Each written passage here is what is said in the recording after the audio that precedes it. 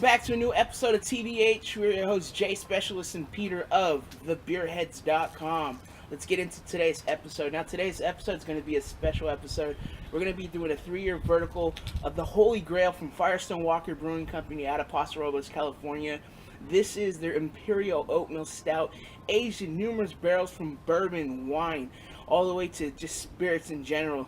Let's get this into a glass, you guys. This is the one and only Parabola 2012, 2013, and 2014. Now, the 2012 is going to be a 12.5% ABV beer, while it goes up to 2013, hits 13%, and 2014 hits 14%, you guys. None other than Parabola. Let's get this into a glass. Excited.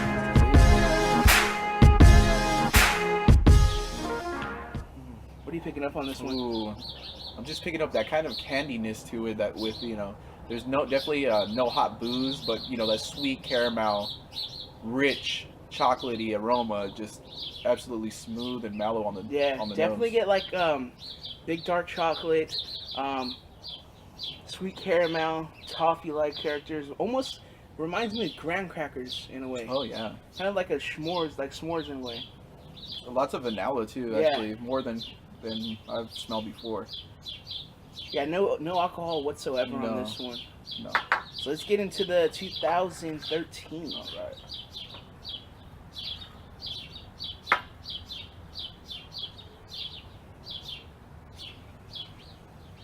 Yeah, this one's a little bit more softer than the 12, but you're definitely picking up a lot from me. A lot more of the bourbon now. Oh yeah. Than the 12 showed off. So we weren't really picking up too much bourbon notes on it. What are you getting on this? Definitely, I get the bourbon, the barrel, the barrel coming through, and also you get a little bit more like coffee in this one, where the base beer is shining through a little bit more. Yeah, some toasty, coffee, roasted notes. The chocolate's still there. Yeah. And that bourbon quality is still there. Nice tobacco. Yeah. Leaf, definitely. So, 2014. Let's smell this one out.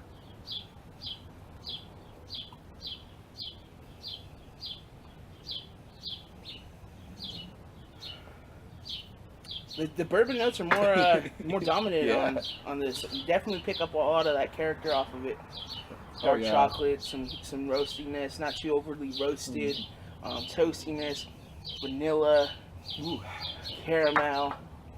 Yeah. Just that richness of what you're gonna expect for this one. You get the alcohol in there too. Yeah. I can feel it burning my nose hairs a little bit. Definitely picking up on that. Oh, yeah.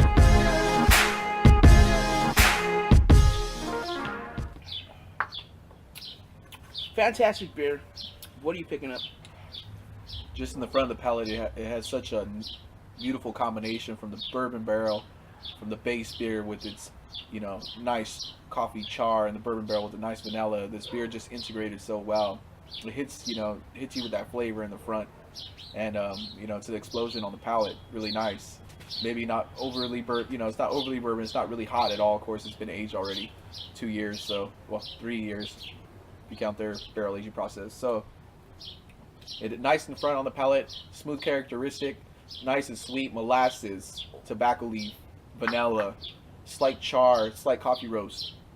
And then on the end of the palate, just a nice kiss of chocolate maybe on the end, just touching the back of your palate. Very interesting. Yeah, up front, like you said, it's just all the flavors just hit you right there up front. It goes to the middle and it just gives you a little bit more of the notes of what you want to expect.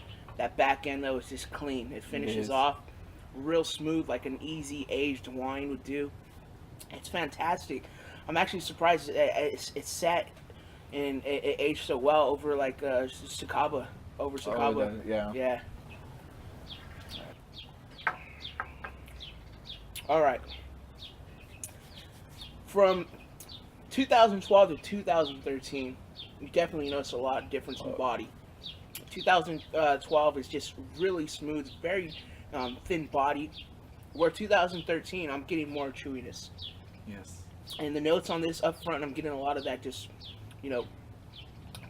bitter chocolate, some coffee notes in there, like a roastiness, a little bit of like that charry roast, and a lot more of like a sweetness.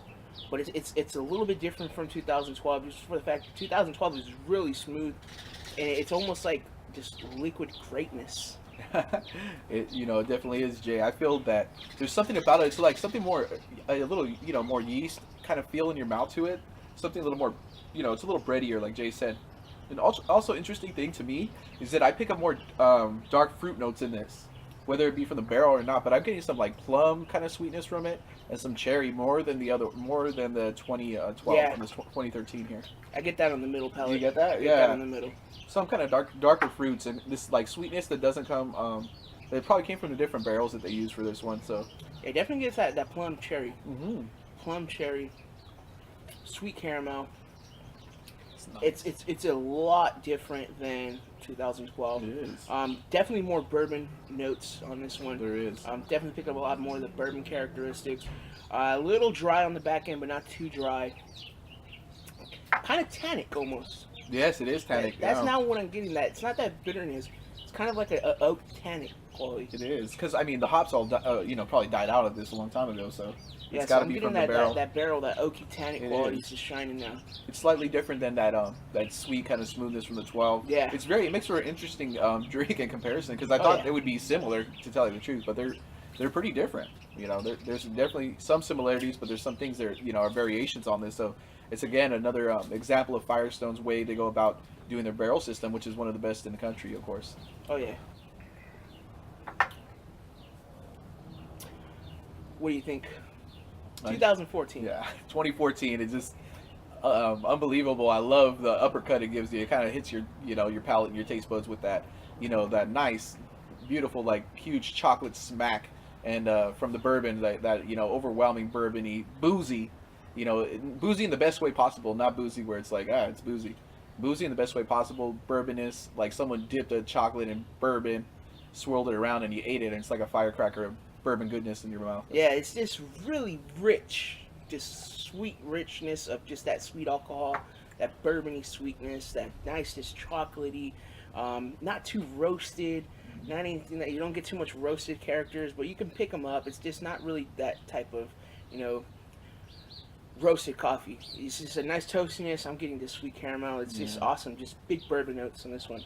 Yes, lots of tobacco leaf too, still, and some char, a hint of char, but it's like I mean, shining right now is the barrel right here, definitely with the bourbon, and the base beer is tasting wonderful as ever. Oh yeah. It's a little hot. It's definitely a little hotter. Still hot, yeah. I feel more lingering, like a hotness in my mouth, like from the alcohol.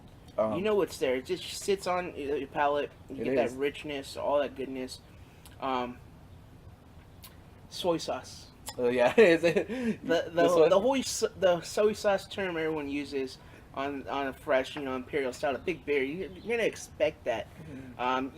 There's only a couple things to pick it up. It's because of the barrel. You get that tannic quality, or it's your taste buds of umami. That umami character you pick it up, and it's not soy sauce. It just has a similarity. It kind of reminds you of soy sauce, but that's what you're going to expect in these big, 13, 14, 15% imperial stouts. Yeah, I don't really notice like, anything off about, like, as far as the percentages go. Yeah. I think that if we drink them fresh, side by side, you start to notice more. Yeah. I mean, I enjoy it. They're all such complex and different beers in their own way. They stand out on their own, and it's definitely, I think it's my favorite proprietary series, to tell you the truth, so. Oh, yeah. Hands down. It just shows off the, the freshness of the beer. Shows off the nice, just, complexity what the bourbon barrel does for it. Yeah. And then what all these, other wine barrels, like the wine barrels they put them in, and, American oak barrels where you pick up the tannic of the oak, and if the barrel's charred, you do pick up some of the smoky charredness on them. That's what I love about, Firestone Walker systems, because they don't tell you what specific barrel they use. That's nice. And they just mix it up, and that's what I like about this. Alright, the final verdict on Firestone Walker Parabola Vertical. This is a 2014, 2013, and 2012. This beer, out of the whole proprietary system, the series, hands down, I think, is the best aging one. Succuba, it didn't age as well as I thought it was going to age. I know you had it when we popped we had the bottle share. What did you think about it? I enjoyed it, but there was something lacking in it, definitely. Exactly. It didn't get well balanced, and I don't know what it is about it, but I mean, it wasn't we're worried that the Firestone beers aren't for aging, but I think this beer proved that at least Parabola is definitely yeah. worth aging. I see Parabola. It's aging well. Yeah. Compared to the second, but I didn't really. It lacked a lot for me in each year, and the 2014 was like it was fantastic. Oh, and yeah. 2013, that was even better. Oh, yeah. And it still had more of the barrel. Once you went to 2012, it just dropped. Yeah. It wasn't doing well. But this one right here, Parabola, it aged really well. Where 2014, you got the freshness of what the whole Firestone Parabola is about. 2013, it just gave it a little bit more mellowness, and it just showed you, it's still a great beer. When you got to 2012, it's mellowed out so much. It was like a fine wine and aged nicely. The body thinned out, and it was perfect for sipping. It's a nice sipping beer. It is, and there's something there's nuances in 2012 now. When I just tried another sip just a second ago, there's nuances that I want to say that are I'm getting more of now. I mean, as far as when you're developing your palate and drinking beers, they're so soft and subtle in there. It's very hard to to pull them out. But like drinking it right now, I can just feel like these these kind of like like the oak and all the the light notes that are on there, and it just does it so well. The mouthfeel is unbelievable in 2012. Oh, yeah. It feels awesome going down. Yeah, And, it's to the point I shouldn't say regret. You don't want to vomit. I wish I would have picked up more 2012. This was fantastic, and I think 2013 is going to age even well too. And it's just it's a great aging beer. I think guys. I think the 2012. Give it a couple. You could even give it a few more years probably, and it'd be okay. I wouldn't say too long. Keep it within a certain time frame. Yeah. Other than that, you guys, this was a great vertical. Special thanks to Firestone Walker. You guys do a great job with your beers. It's fantastic, you guys. But other than that, like we always say, live, learn, and drink. We're gonna enjoy our beers. You guys should do the same. For sure. Looks like the bugs are enjoying our beers too. You smell that booze. Fucking fruit flies. Yeah, no. They like the booze.